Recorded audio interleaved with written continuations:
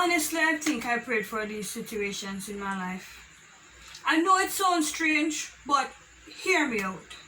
Pay attention to my messaging. There's a blessing awaiting you over there, and all your stressing, they will quickly disappear. Whoa. So in this video, I would like to share with you how the perfect date went horribly wrong. Welcome back to my channel. If you're not new here, I hope you stay here. So go ahead, hit the subscription button, turn on your notification bell so you do not miss any other video that I post. Now, let me just clear up what I said before. I really think I prayed these situations in my life. Hear me. So I grew up in the church, right? Since I guess I was a baby, I walk and talk in the church. And I really thought that I was just going through the motions, doing the routine, getting up every Sabbath and going to church because my grandmother carried me to church and I'm a child and I'm doing what the adult says. Yes, I got baptized as a child as well. Now, as I got older in my teenage years and I really felt like I wasn't experiencing the Christ that others at church speak about, that they preach about on the pulpit. And they usually say, well, I've heard it said that once you are going through trials and temptations and all of that, it means that the devil really is out for you, or it means the devil is scared because you're so wrapped up in Christ that he wants to get a hold of you. And I'm like, I'm not going through anything, so the devil don't have me already. So I actually prayed and I said, Lord, I want some of these tests. I want to see if I am really a Christian or am I here just because this is where my grandmother and everybody else wants me to be. And I really think it just went down from there. My whole Christian persona just start changing. So today I'm going to share yet another story with you, and of course I'm going to share some lessons with you. Now, this is another male encounter story. I don't know how many of these I have. I got married at 21, so I don't know where all these stories come from. Anyways, so it was another one of those that I met online, alright? I thought he was different because found out he was also an Adventist. You know, we will have conversations around the Bible. It was really good talking to him, you know. He would share his testimonies of what he did today, what happened to him today. And I would say, yes man, God good, God wake me up to see another day, etc. And I guess time progressed and we shared more, we talked more, we laughed some more. And then, of course, we met in real life outside of the internet couple times, and one of these meetings we went to a popular garden, and I saw him walking in with his Bible and his quarterly. Well, we now call it study guide.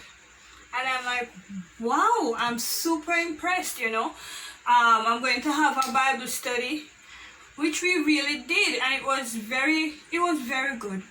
We spoke about the lesson for the day and what happened in the past lessons from the same quarterly. We had a rich discussion. And while we were walking out, we were still talking about the discussion. we were talking about church to come during the week, well, the weekend, and all of that. And we were walking almost out, and he got a call, and he said, Shana, a friend of mine having some emergency, so he's asking if I mind coming with him while he get that sorted. And well, it was fine. It was just a little bit more time to talk about, continue our discussion. And we got to halfway tree, I believe, and then we were walking down this road. Don't know what its name, don't ask me what its name. And we were walking down the road, and we went into this yard. So I guess it was his friend's house. And he's asked me, well, I stayed outside and he went inside. And then he asked me to come in. Of course I went, because obviously I was just sitting outside. So I guess he asked permission of his friend if it was possible for me to come in, because this friend doesn't know me. When I got inside, people, this man, this Christian man that I just had Bible study with and had a rich discussion about the lesson, people, he got a room. Yes, so this was Bible study and a room. I don't know. I don't know if I was upset with him or I was just more disappointed. I think it was more disappointment. Like, really? Really? After all I've been through with other guys that are non-Christian, I now find one that is so well into the Bible and all of that. And this is the end to this nice date, was that he got a room. No, it wasn't a hotel room.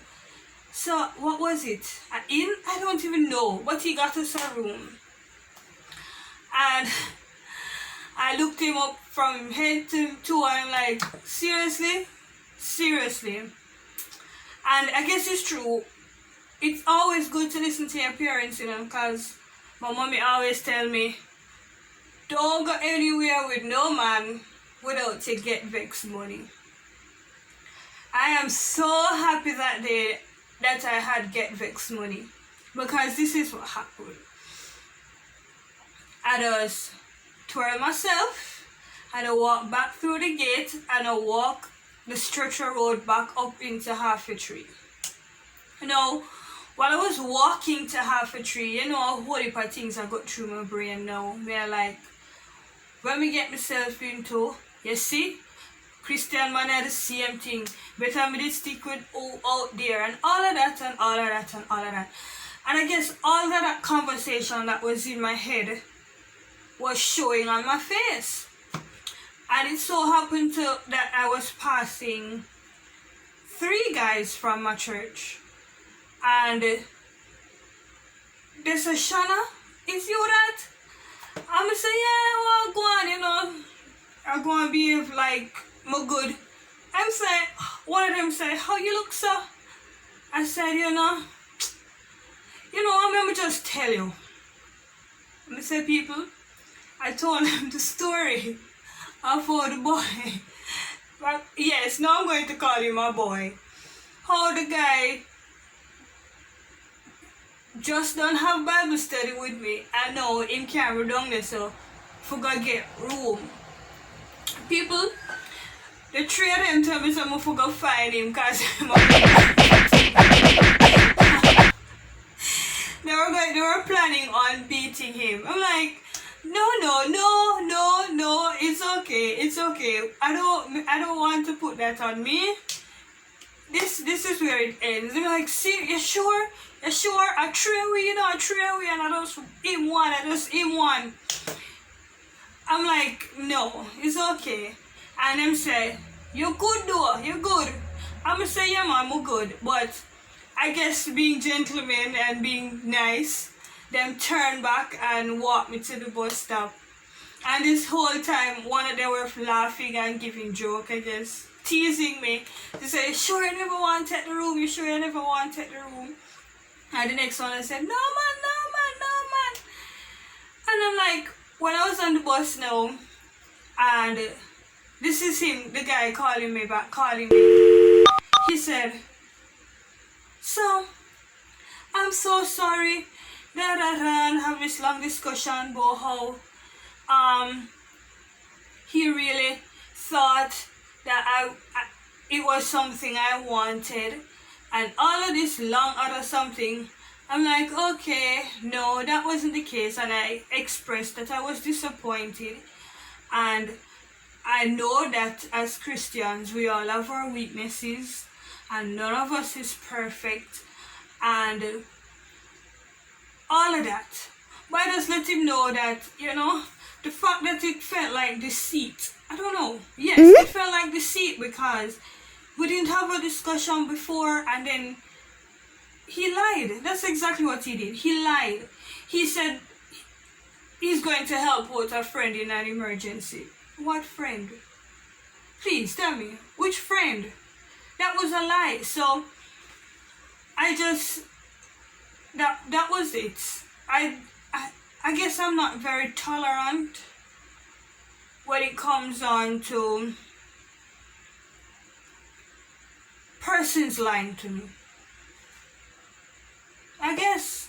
So I just told him that was going to be it, There won't be any more us meeting up together, and I wish him all the best, etc., etc. Now the obvious lessons. One, I'm going to say that we are not all perfect. Well, in my Christian capacity, and in any capacity, none of us are perfect.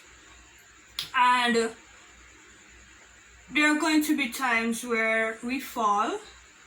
There are going to be times where we disappoint each other. There are going to be times where we are trying our utmost best to walk the straight and narrow, and we will fall.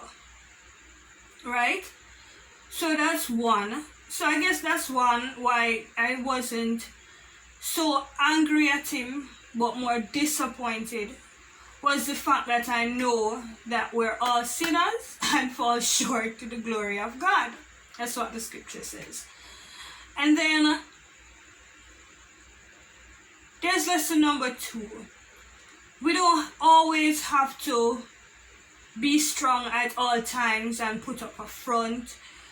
And because even at that moment when I was walking back and I was trying to put on a smiley face when the guy friends from church saw me, but because I quickly put down my guard and told him the truth, I got a pretty decent company that lifted my spirit back to the bus stop, So sometimes it's good when we can just speak what's on our mind and let it out and just get it over with, instead of having it all bogged up in our minds and letting it so fester so much that we carry it on for days and days and days, and it's not worth it. Lesson number 3, I would say that we should still be open-minded, even though that you have been disappointed once, twice, 3 times before. If we let that as well to soak in and to take over our lives, then we probably wouldn't take any more steps forward. We will be stuck where we are, and in our relationships, if we've been disappointed so many times and we decide that we won't try again, we won't seek again, we won't just cut off everybody, then we won't eventually meet the person that God intends for us, right? Because if I had just decided that, this is it, I just can't bother, before I'm even 21, I'm meeting up in so many of these incidences, you know. And then I wouldn't have met my husband, I wouldn't have gotten married, and now celebrating 9 years of marriage, you know. So don't let disappointments and to deter you from moving on, and keep moving and keep dreaming. I don't think I have had an interaction where I can have a sit down with the elders and they said, you know, when I was dating, I did this and did that, so don't do this, don't do that, because this and that happened to me. I really don't think that was so. I mean, we have Adventist youth programs where they talk about dating discussions and stuff like that, but there's nothing in details that says the do's and the don'ts, and I might be wrong. This is my experience, and I don't see it.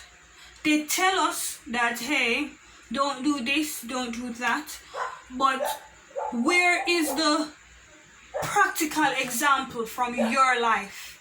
Let me feel that this thing is real, you know. Let me feel that you're human and that you've been through real life things and how you really got over it. Share with us, share with the young people and friends. Even if you're in the same age group, talk to each other. Tell the truth. Say, hey, you know, I did this and I did that and that didn't work. You know, that way we will be able to help out each other. Right? So don't just tell parents, don't just tell your children to do this, do that, and not give the reason behind it.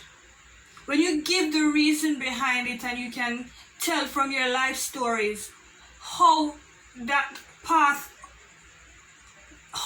walking that path was not a good one, or walking this path was a good one, then we will all benefit and learning from each other.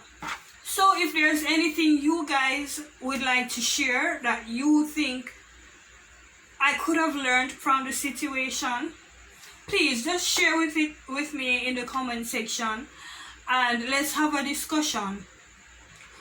What is your breaking point? What is your deal breaker to say you call it quits on relationships? Let me know in the comment section. And there, I would like to say thank you for watching all the way up to this point. Until next time, God's willing, see you in my next video. And stressing from both left and right. You need a daily dose of blessing right up in your life. I know it feels so very difficult and depressing, but you gotta hold on to the positive and keep on pressing. The blessing, you know, if you need it, then you can't stop.